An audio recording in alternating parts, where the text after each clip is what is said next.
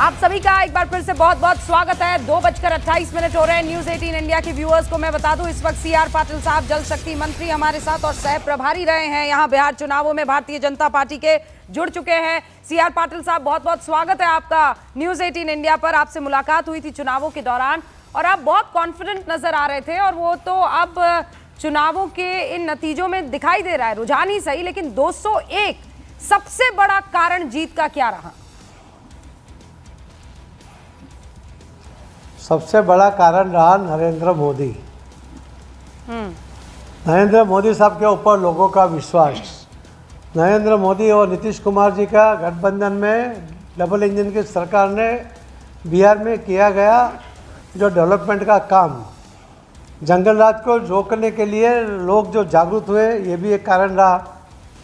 और पहली बार बिहार में जो बिहार पैटर्न रहा है अभी तक का कि जाति के आधार पे वोटिंग होता था, पहली बार जो माननीय प्रधानमंत्री नरेंद्र मोदी साहब कहते हैं कि जाति के आधार पर वोटिंग नहीं होना चाहिए, डेवलपमेंट के नाम पर मेरिट पर वोटिंग होना चाहिए।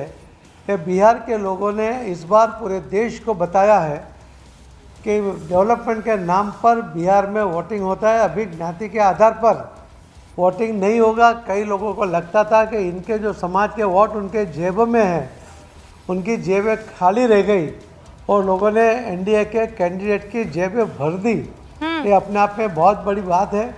हम लोग भी 160 प्लस की उम्मीद करते थे, मगर बिहार के मतदाताओं ने इतना बड़ा मन बना लिया था, ये तो हमें भी विश्वास नहीं था। मैं मानता हूँ कि बिहार के लोगों में जो पॉलिटिकल जागरूकता है, जो बिहार के विकास के लिए, बिहार के युवाओं के लिए, बिहार के महिलाओं के लिए, महिलाओं की सुरक्षा के लिए, उनको जो सुविधा चाहिए थी, उनको air connectivity, rail connectivity, road connectivity, वो सब सुविधा उनको प्राप्त हुई है। पाटिल साहब, आप उन्हें ये लगता कह है रहे कि हैं किस्सा नहीं कि ये जो 202 सीटें, अब मैं आपसे बात कर रही थी, एक सीट और रुझानों में बढ़ गई है। ये जो 202 सीट एनडीए के पास आ रही है, इसमें आपने MY समीकरण में भी सेंधमारी कर ली है, यानी मुस्लिम यादव वोटर्स भी आपके पास आए हैं, आप ये कह रहे हैं, या फिर नॉन यादव ध्रुवीकरण जो हुआ देख रहे हैं ना। देखो, मैं कोई ज्ञाति का नाम लेना नहीं चाहता, मगर जो लोग मानते थे कि ये वोट हमारे जेब में है और उसके आधार पे वो सरकार बनाने की बात कर रहे थे, आप देखिए उनकी हालत क्या है, वो कहाँ पर आ गए हैं। अगर उनके हिसाब से अगर वो वोटिंग होता जो उनकी अपेक्षा थी, जो अब तक के पैटर्न में हो रहा था, तो ये रिजल्ट नहीं आता। मगर लोगों ने मन बना लिया कि इन लोगों को फिर से हम ट्राई नहीं करेंगे, हम जंगल राज में नहीं जाएंगे। और जंगल राज का जो मुद्दा इस बार उठा था, केवल आरजेडी ने ही आरजेडी के स्थापक लालू जी का फोटो बैनर से गायब कर दिया। उनको पता था कि बिहार में लालू जी के प्रति कितना रोष है और ये रोष देखते हुए उन्होंने फोटो निकाल दिया। और जो महागठबंधन और नाम का गठबंधन था, आप देखिए कि जो कैंडिडेट उन्होंने अपने आप को मुख्यमंत्री का कैंडिडेट घोषित कर दिया जी, और वहाँ उनकी सहयोगी पार्टियों का न तो बैनर में फोटो था, न उनका वहाँ उपस्थिति थी।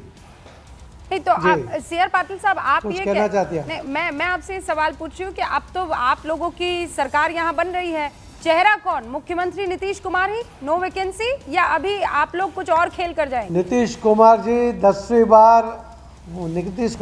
10वीं बार मुख्यमंत्री की शपथ लेंगे। वो बछवाड़ा व्हाइट वॉश कर रहे हैं, क्या कारण रहा? देखो, हमने वहाँ पर जो हमारे पास जवाबदारी थी उसमें हमने टारगेट किया था। हमारा टारगेट होता है कि अगर उंगली दुखती है, उंगली में कुछ डैमेज हुआ है, तो हाथ को सारवार नहीं करेंगे, हम करेंगे उंगली की ही ट्रीटमेंट करेंगे।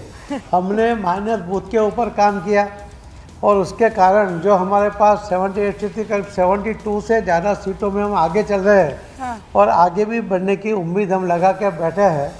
हम तो 2-4 सीट भी उसमें तक कम होगी तो हमें तो अफसोस होगा, और इस वातावरण में अगर होती है तो वो तो बहुत ज़्यादा बड़े अफसोस की बात है। पर पाटिल साहब, ये तो हमें पसंद ही नहीं है। ये तो हमने गुजरात में देख लिया था। आप ऐसा लकी चार्म है कि गुजरात ने इतिहास रच लिया था जब आपके अंडर जो है चुनाव लड़ा, और यही इस इलाके में मिथिलांचल के देखा जा रहा है। तो वो जीत वाली गुट्टी कौन सी मैं है? लकी चार्म नहीं हूँ, पर हमारे पास जादुई लकड़ी है। हाँ। वो लकड़ी है मोदी साहब। मोदी साहब का नाम ले लो, उनके नाम पर इलेक्शन लड़ते हैं, उनके नाम से कोई भी बात करते हैं लोग मान जाते हैं। हमें अपने नाम से कुछ कहने की आवश्यकता नहीं है और हम कहते भी नहीं है। हम जैसे गुजरात पैटर्न के हिसाब से न तो हमने वहाँ कोई जाहिर सभा की, ना कोई भाषण किया। हमने अपनी जो व्यवस्था की सिस्टम है उसी के आधार पर काम किया। नहीं तो आप और कह ये रहे जो रिजल्ट आ रहा है वो तो मुझे लगता है कि ये व्यवस्था नहीं, हाँ, आप ये कह रहे हैं अगर ये कि व्यवस्था हम मोदी खड़ी और नहीं करते ना तो भी बिहार के लोग जिता देते हैं। हाँ, तो आप कह रहे हैं मोदी और नीतीश ये डबल इंजन काम कर गया, लेकिन वहां भी तो दो बड़े चेहरे थे, राहुल गांधी और तेजस्वी यादव। अभी तक आप उसको बड़े चेहरे कहते हैं, ये बहुत बड़ी कमनसीब की बात है। कोई कारण बताइए कि आप उनको क्यों बड़े चेहरे कहते हैं। भाई लीडर मुझे ऑफ लगता है ऑपोजिशन कि है एक मैं आपको स्टोरी बताऊंगा। हाँ जी। वो लीडर ऑफ ऑपोजिशन की पार्टी की साइज भी तो देखनी पड़ती है ना, उसको जिताने की क्षमता भी दिखानी पड़ती है। हमारे यहाँ कहते हैं कि पहले कभी कोई सुसाइड करता था तो अपने पैरों में पत्थर बांध देते थे कि वो गलती से भी बाहर ना आ जाए। ये लोगों ने, आरजेडी ने कांग्रेस का पत्थर बांध लिया, कांग्रेस ने आरजेडी का पत्थर पैरों में बांध लिया और डुबकी लगा दी। बाहर कैसे आएंगे, कोई संभावना ही नहीं है। बहुत बहुत शुक्रिया सीआर पाटिल साहब। सीआर पाटिल साहब ये बता रहे हैं कि देखिए हमने तो पूरी कोशिश की थी, हमारे पास एक जादू की लकड़ी है और उस लकड़ी का नाम है नरेंद्र मोदी। और अगर कोई सभा नहीं भी होती तो गुजरात, ये जो बिहार की जनता है, क्योंकि वो गुजरात में भी चुनाव उन्होंने लड़ा था, बिहार की जनता हमको इतने ही वोटों से और इतने ही सीटों से जिताती।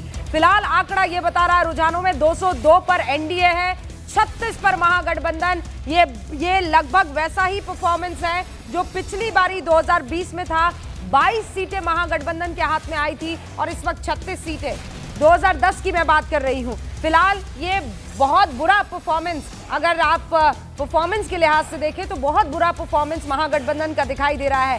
यानी काम नहीं आया वो चोरी वाला मसला, काम नहीं आया जो एसआईआर का मसला उठाया गया था, काम नहीं आई वो 1300 किलोमीटर की यात्रा जो राहुल गांधी ने की, काम नहीं आया तेजस्वी बाबू ने जो आखिर में कहा कि हम 30,000 रुपए महिलाओं के खाते में डाल देंगे, बस तो 14 जनवरी का हम इंतजार कर रहे हैं। ये कुछ काम नहीं आया। काम आया एनडीए का जो भी मुद्दा उसने उठाया, चाहे वो विकास का हो या फिर वो डर कि जंगल राज वापस आ जाएगा। हम लौट रहे हैं जल्दी, आप देखते रहिए।